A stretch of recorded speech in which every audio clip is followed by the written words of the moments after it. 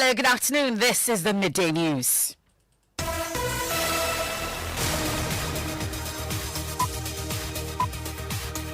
The bulletin is live on Joy 99.7 FM here in Accra. In Kumasi, it's live on Love 99.5 FM and affiliates across Ghana, including Kaleo FM in Akachi, Radio Wine, ATL FM in Cape Coast. You can also download the My Joy Online app from Play Store and App Store to listen live on the internet in this edition. Terrorist groups that are operating in neighboring countries started as vigilante groups. We are seeing the beginnings of a Hydra-headed monster.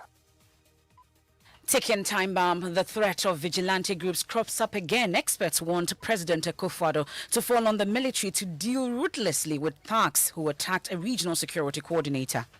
When you defy the orders of the president, must be punished and resisted not by the police force, but by the armed forces. We have details plus take you live to the Ashanti region where residents are worried about the lawlessness by these vigilante groups. The lawlessness that keeps increasing is a worrying trend. This group, they did a similar thing in 2017 and they've done it again in 2021. I mean, they are just unstoppable. Also in this bulletin, National Media Commission writes to National Security Ministry for update on its investigations following alleged brutalities against City FM journalists. We'll speak live to the Executive Secretary of the Commission. Electoral Commission says blame for the violence and related deaths that characterized the 2020 election must be laid at the doorsteps of the security agencies who provided election security. We need to define clearly, without a shadow of doubt, whose responsibility it is to guarantee security on election day and to place the responsibility on their shoulders. I have more from ongoing IPAC Election 2020 Review Commission here in Accra. Also in sports, we will hear from veteran head coach J.E. Sapon, who reveals how FA officials interfere in player call-ups at the national team level. And later in showbiz, we'll tell you all about singer and songwriter Ken Promise's latest hit, Slow Down, and why he stopped writing for others.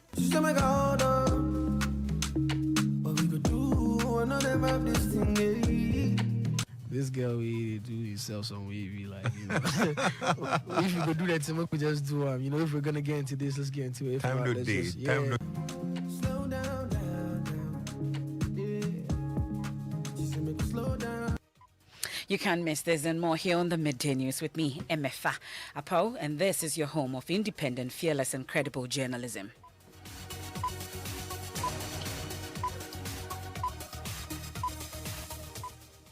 And this afternoon, there are calls by security experts on President Akufo-Addo to fall on the Ghana military to avert what could potentially destabilize the nation's peace and security. This call comes in the wake of an attack on Ashanti Regional Security Coordinator, DCOP Ayensu Opariado, retired by men claiming to be part of vigilante group Delta Force. There's more on the ordeal suffered by the retired police officer, plus the views of security analyst Professor Kwesi Enin on possible deployment of the military to deal with the matter. There's a Caleb Kuda instance. They arrested him, took him to the National Security Secretariat, detained him, assaulted him, brutalized a young man. The list gets longer with time.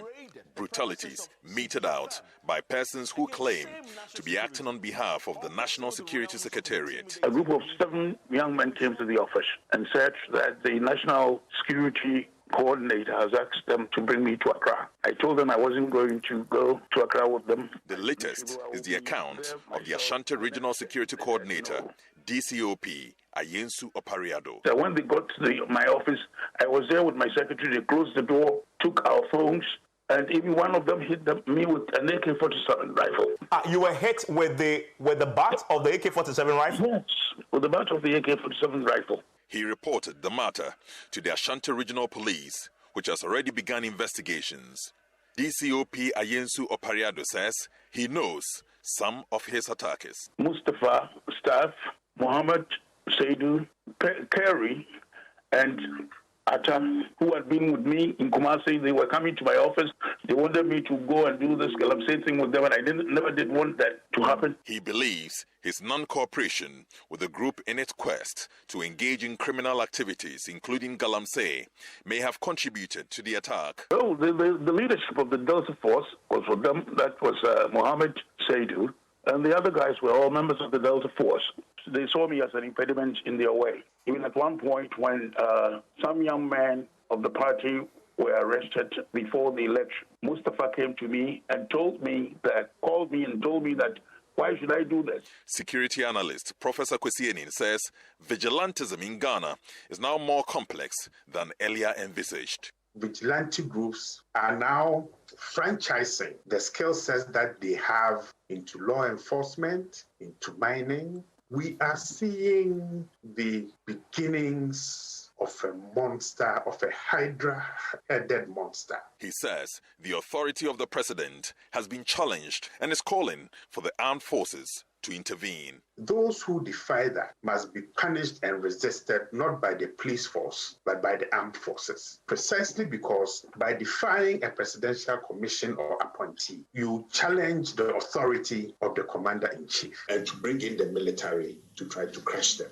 Ranking member on Parliament's Defense and Interior Committee, James Agaga, agrees. The military should intervene in a matter like this and deal with the people involved. I mean, it's becoming very alarming. The terrorist groups that are operating in neighboring countries started as vigilante groups.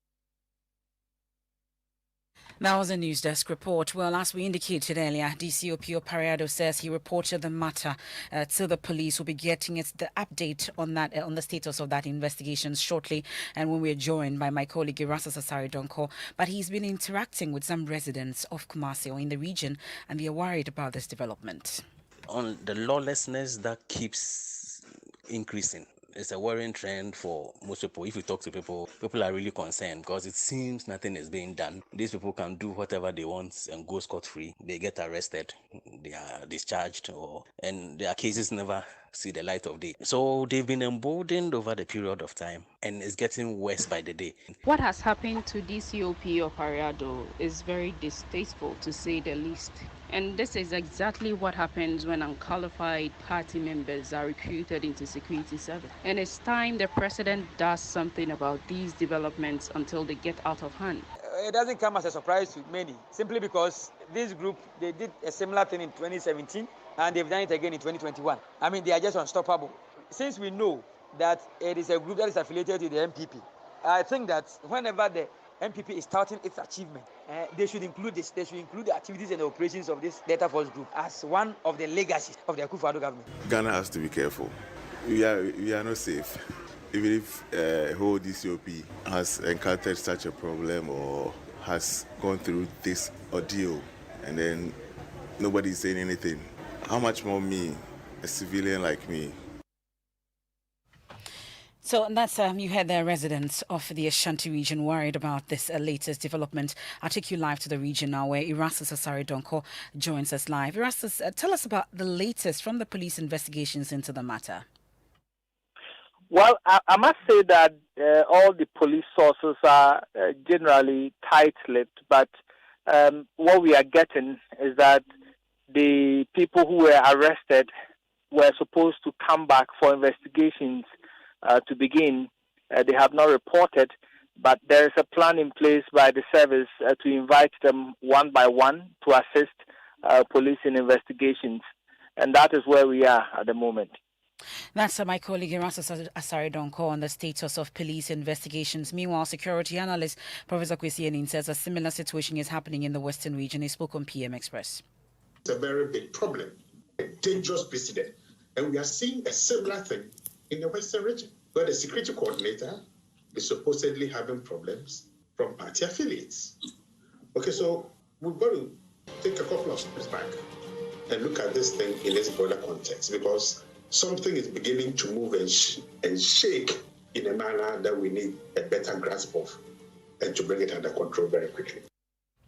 So that's Professor Kwesienin there, security analyst. We'll go on now to other stories. Back here in Accra, the Electoral Commission says blame for the violence and related deaths that characterize the 2020 election must be laid at the doorsteps of the security agencies mandated to provide election security. According to Chairperson of the Commission, Jean Mensah, the Commission is not in charge of election security and cannot be blamed for the death of some 7 persons in 5 centres during the 2020 election. She's been speaking at an IPAC election 2020 review workshop in Accra today. There's a tendency for fingers to be pointed at the EC when security is not the core mandate of the Electoral Commission. I read the Constitution, and security is not one of our core mandates.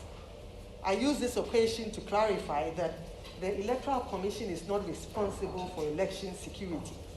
Although the entire electoral process and its success rests on the shoulders of the Commission, our mandate as entrenched in the Constitution does not include security. And indeed, we initiated a collaboration with the security agencies under the National Election Security Task Force as early as 2019 to assist the police in carrying out their responsibility. We need to define clearly, without a shadow of doubt, whose responsibility it is to guarantee security on election day and to place the responsibility on their shoulders. Well, the EC chairperson also called on the police to expedite investigations into those killings.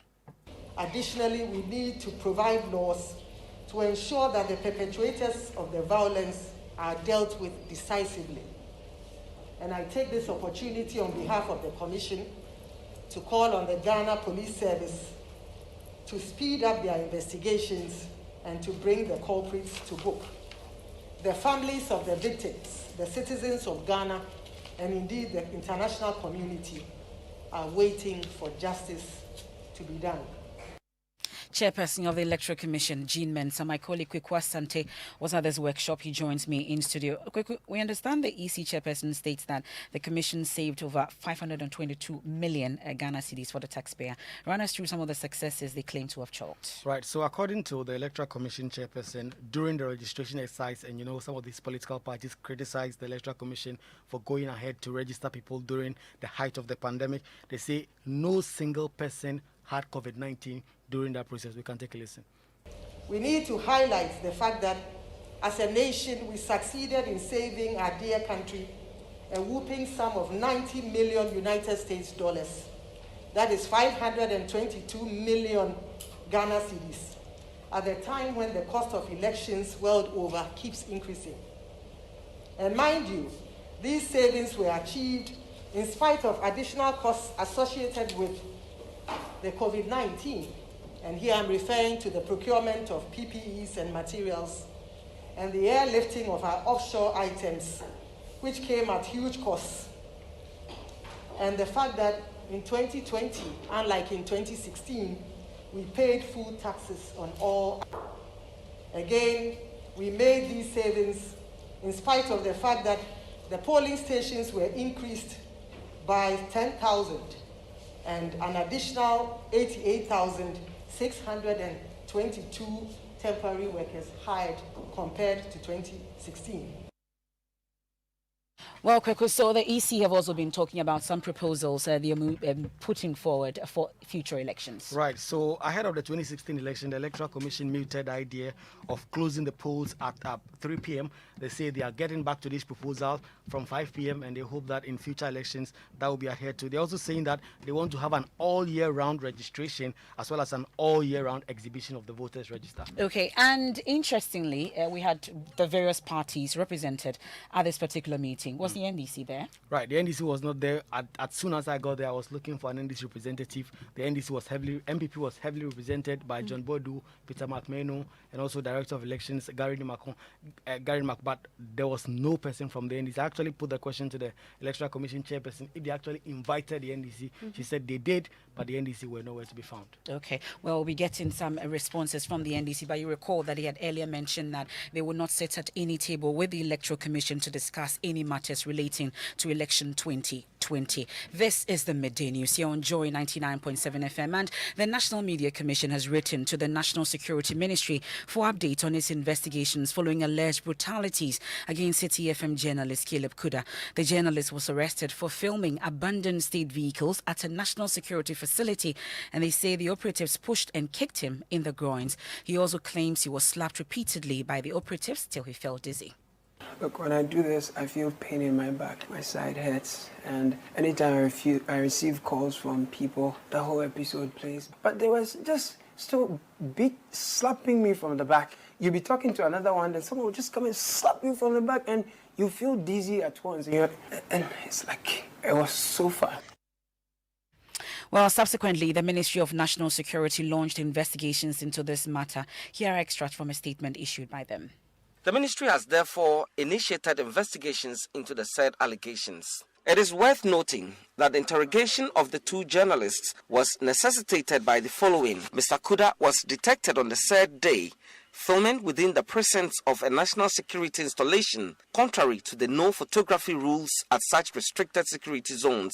Upon interrogation, it was revealed that Mr. Kuda had gained access to the premises under false pretense. It was also revealed that Mr. Kuda had forwarded the footages he had taken surreptitiously to Zoe Abubeidu. Upon declining an invitation for an interrogation, Ms. Abubeidu was picked up by operatives of the ministry. The journalists were released on the same day after the interrogation. Well, following that, City FM petitioned the National Media Commission to commence investigations into the matter. This afternoon, we are learning that NMC has also written to the National Security Ministry on this particular issue. We'll be joined on the phone by the Executive Secretary of the NMC, Mr. George Sapon. Thank you very much for your time here on the Midday News. So what exact information is the NMC looking for from the National Security? The City FM has made allegations of attack. So we forwarded that to the National Security Ministry for their response. This is simply in honor of the rule of natural justice. And so we have given it to them also to tell us their version of the events. And when exactly was this, letter or communication done to the National Security Ministry? And have you heard anything or any response whatsoever from them? We received the letter from CTFM yesterday and sent it the same day to them. I cannot confirm whether they also received it the same period, but we sent it yesterday. Just before the close of day. And considering the public interest in this matter, does the NMC has any timelines that you're looking to, undertake this particular investigation? We requested that National Security Ministry submit their response to us by next Monday, and we hope to sit on the matter for the hearing by the Wednesday. It is our hope, depending on how long this takes, we are hoping that it shouldn't take that long. Our expectation is that within the next 2 weeks, we should be done with this. Okay. And what will be the nature of the NMC investigations? For instance, will you be taking evidence from people? How exactly would the investigation be like in the next 2 weeks, like you say? We want, first of all, and primarily to understand the truth. What is the truth? And when we are able to establish the truth, we take it up from there. Well, but there are also calls for an independent probe into this particular alleged assault. Does the NMC also subscribe to that? The NMC is an independent constitutional body. So when I hear calls for independent inquiry into the matter, my understanding is that they are calling on the Independent National Media Commission to do this. So the call for independent inquiry, in my view, is exactly what the NMC is doing. But there are also concerns about whether the NMC is able to hold the National Security Ministry accountable in the event that you find them guilty or otherwise. The same question would be asked of the independent inquiry that you just mentioned, that I say I believe the NMC is the right forum to do. My encouragement to our society would be, let's get to the bridge and then we cross it. We're grateful for your time. That's Executive Secretary of the National Media Commission, George Sapon there. And they've written to the National Security Ministry as part of their investigations following that petition that was sent to their outfit by City FM following the alleged assault on one of its journalists, Caleb Kuda. We'll take a quick break here on the Midday News. Our top stories, taking time bomb. The threat of vigilante groups crops up again. Experts warned President Akufo-Addo to fall on the military to deal ruthlessly with thugs who attacked a regional security coordinator. And later in showbiz, also after sports, we'll tell you all about singer and songwriter Ken Promise's latest hit, Slow Down, and why he stopped writing for others.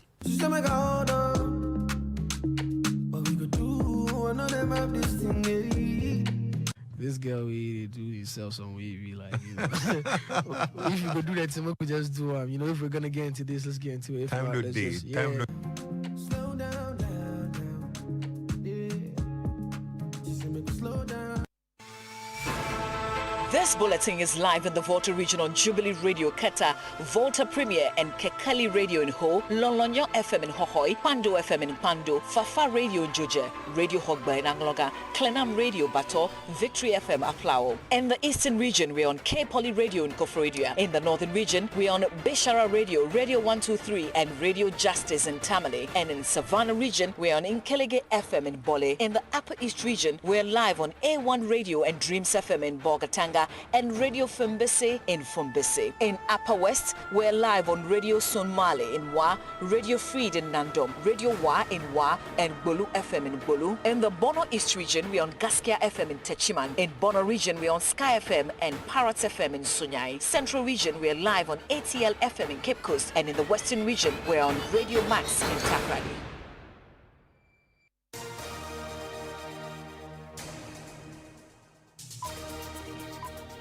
Thanks for staying with us. It's time for sports. Mubarak and the team are here. Yes, and despite the GFA's insistence that coaches at the national team level have full control over call-ups, veteran head coach J.E. Sapon is adamant. According to him, the imposition of players by FA officials still exists. But before or after that, Joy Sports have some very big special for our audience tomorrow. Gary. Yes, thank you. And very interesting. Tomorrow is 1 year. It's the first anniversary of the show we did with Peter Drury. Yeah. Tomorrow is the first anniversary. And like all first anniversaries, it's 1 year already. Time flies, eh? So we are marking it with yet another big show tomorrow. Ahead of the end of the European football season, we are delighted to have the Sky Sports La Liga TV, Guillaume Balaguer, who will be joining us for PM Express tomorrow. So there will be and a couple of other European football heavyweights joining us to preview the end of the season. The news about Karim Benzema being called into the French national team for the first time in 5 years, whether Harry Kane will go to Spain, and Guillaume tells us that he has the lowdown on whether Messi will be leaving Barcelona or not. You remember, Guillaume Balaguer is one of the official biographers of Leo Messi. So he will be with us tomorrow at 9 p.m. on the Joy News channel.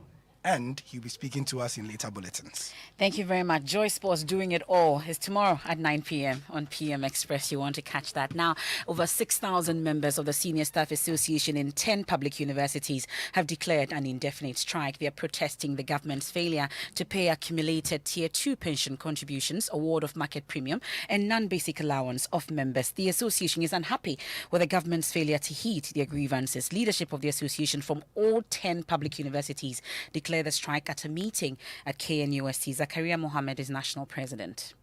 In furtherance to our letter dated 7th May 2021, served on the Executive Secretary of the National Labour Commission, declaring our intention to embark on an industrial action, I wish on behalf of the National Executive Council to announce the complete is the operational word, underline, the complete withdrawal of services by members of the Senior Staff Association, University of Ghana, with immediate effect until all the following protracted demands are resolved. 1, payment of our Tier 2 pension arrears with accrued interest as agreed, spanning from 2010 to 2016. 2, award of market premium and non-basic allowance. So that's Mohammed Zakaria. Then my colleague Ohiming Terrier has been monitoring that meeting. Ohiming, so how do members of the association intend to ensure full compliance? Thank you, MFR. According to Mr. Zakaria Mohammed, what they intend doing is to form task force in all the 10 public universities to monitor their members to ensure that they fully comply with the order and not to work on campuses across the country. That's my colleague Oheming I will bring you more on that subsequently. Now, it's no secret that Ghana's land management system is saddled with complex lapses which have led to the creation of a monster enterprise popularly known as landguardism. In our latest Hotline documentary, Land Wars, Joy News' Latif Idris explores how the new Land Act could help sanitize a system that has fueled family and clan conflicts and led to the killing of many prospective landowners. Here are excerpts.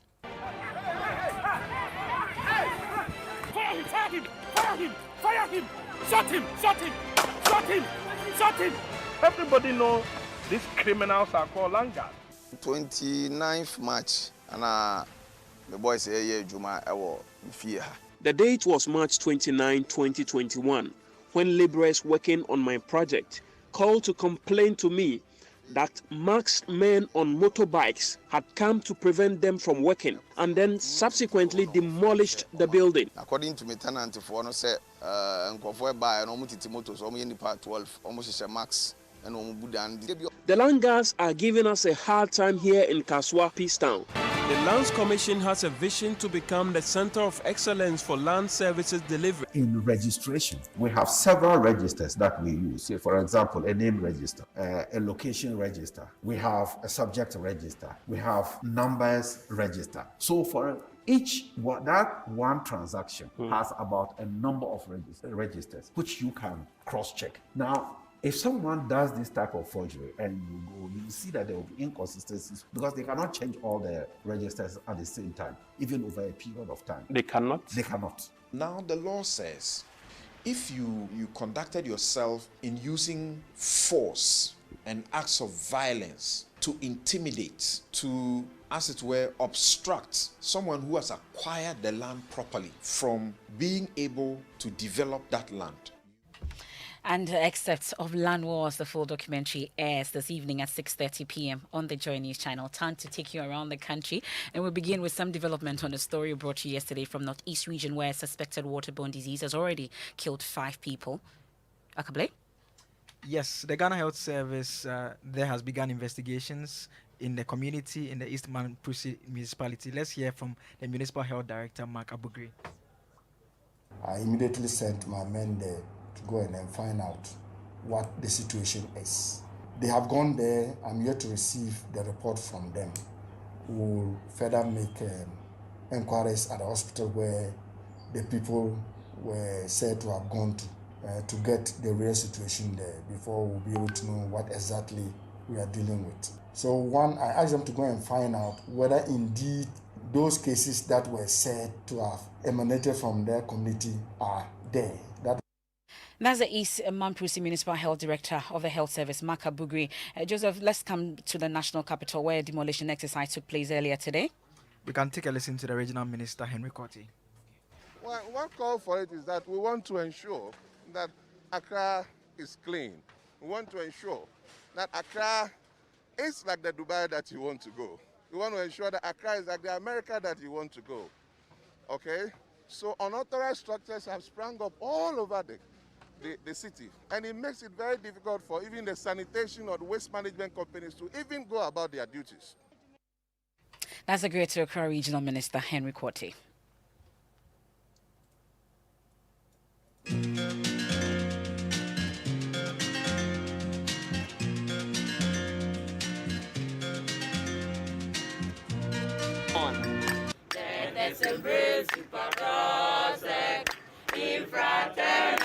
And the sound of that tells you it's time for National Science and Maths Quiz. And you hear the jubilant supporters from Drobo Senior High School after they successfully qualified to the finals of this year's National Science and Maths Quiz in Accra. They beat Salvation Army SHS and Winchi SHS by 39 points. We can hear from them. Drosek. Okay, nothing was disturbing me, but at the beginning it was the crowd that was putting much fear on me. But when we finished the first round, I was able to overcome that. Okay, so you initially had stage fright, correct? Yeah. But how did you handle it? I just pray. Okay. Pray silently. Wow, a contestant there, Daniel Bisu, and that's from Drobo Senior High School. They call them Drosek. Okay, so Mapito, what do we have in show? All right, so trending on YouTube at number 7 is King Promise's new song, Slow Down. And he joined us yesterday, and he was just telling us what the song is all about. Slow down, down. You know me, I like to have fun with the music. I'm not really shaped by what everyone is doing or what's popping. I like to give you guys good stuff. Yeah. Things I feel like is out of what I usually do. It's me basically talking about, this girl we do yourself some way, be like, if you could do that, we just do if we're gonna get into this, let's get. It's just good vibes. Yeah. Slow down, slow down. Slow down. Slow Down by King Promise. And trending on Twitter at number 1 is hashtag leadership of service. And number 2, Akufo-Addo fixing Ghana. And number 3, Have You Forgotten? And number 4, Let's Make Accra Work. And on myjoyonline.com stories, you're reading those who created the national security monster have lost control. That's questioning a political will needed to flash out vigilantes in Bombande. Says, I was traumatized by police sirens. Koko Anyidoho on this national security experience. That and more on myjoyonline.com. Just One Blessing, episode 2. With Pastor Mensa Otabil up next. I am Memefa Pau. Thanks so much for your company.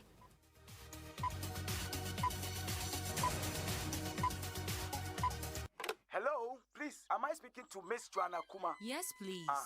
My name is Philip and I'm calling from MTN. Someone has just sent you money and we will need you to enter your PIN number so that we can put the money in your account. Hey, Hey, oh, Dada, MTN.